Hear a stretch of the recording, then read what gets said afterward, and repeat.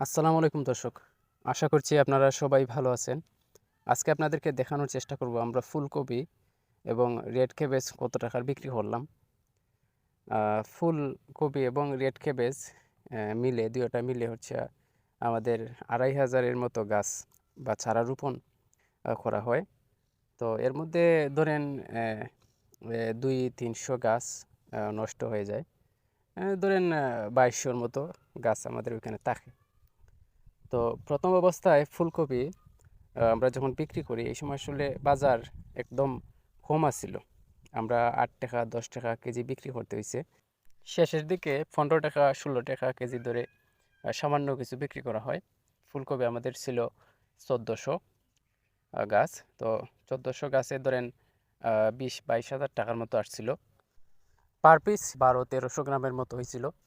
অনেকটা ১.৫ KG, ১ KG ৬০০ বা অনেকটা ১ কেজি এরকম হয়েছিল আর কি।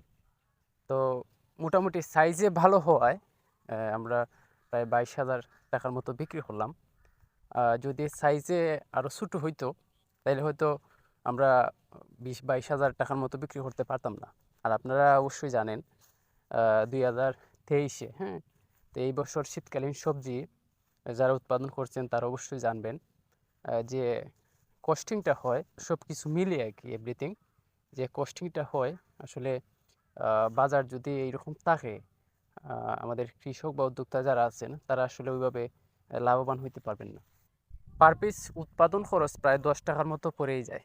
যদি আমাদের কপির সাইজ ছোটো হইতো তাহলে হয়তো আমাদের যে পুঁজিটা বা চালানটা এটা পাওয়াই আসলে অনেকটা ডিফিকাল্ট হইতো। যাই হোক, যাই পাইছি আলহামদুলিল্লাহ। তো এখন আসেন আপনাদেরকে দেখানোর চেষ্টা করি আসলে আমরা রেড ক্যাবেজ কত টাকার বিক্রি করলাম। এই যে দেখতে পাচ্ছেন রেড ক্যাবেজের যে কালার বা এটা হচ্ছে আপনার আনকমন একটি সবজি। তো ওইটা প্রথম অবস্থায় আমরা বাজারে যখন নিয়ে গেছি আসলে ওইরকমভাবে সবাই নেয় নাই। ১-২ জন পাইকার নেয় প্রথম অবস্থায়। তারপরে আবার মোটামুটি ভালোই বেচাবেচি হয়। রেড ক্যাবেজ পার পিস ধরেন ১৫-১৬ টাকা পড়ছে। তো এটা বাজারে অ্যাভেলেবল ছিল না। যার জন্য এটার দাম মোটামুটি ভালোই আছিল। এই যে দেখতে পাচ্ছেন বাঁধাকপির বা রেড ক্যাবেজের যে পাতা অবশিষ্ট পাতাগুলা ওইটা আসলে গরুর খাবার হিসেবে ব্যবহার করা হয়।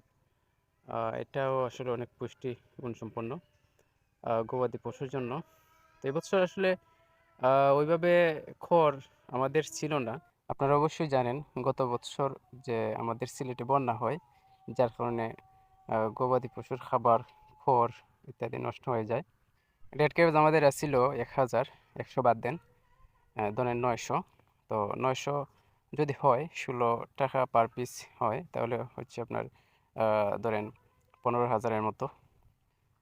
এই যে দেখতে পারতেছেন মূলাও কিন্তু বাজারে বিকতেছে না এখন গবাদি পশুকে খাওয়াইতে হইতেছে। যাই হোক আমাদের ফুলকপি এবং রেড ক্যাবেজ মিলে প্রায় ৩৬-৩৭ হাজার টাকার মতো আসছে। তো আসলে আমরা যদি এটা বাজারজাত আরও একটু আগে করতে পারতাম হয়তো দামটা আরও একটু বেশি পাইতাম, কিন্তু করার কিছুই নেই। আমরা একদম প্রত্যন্ত অঞ্চলে বসবাস করি।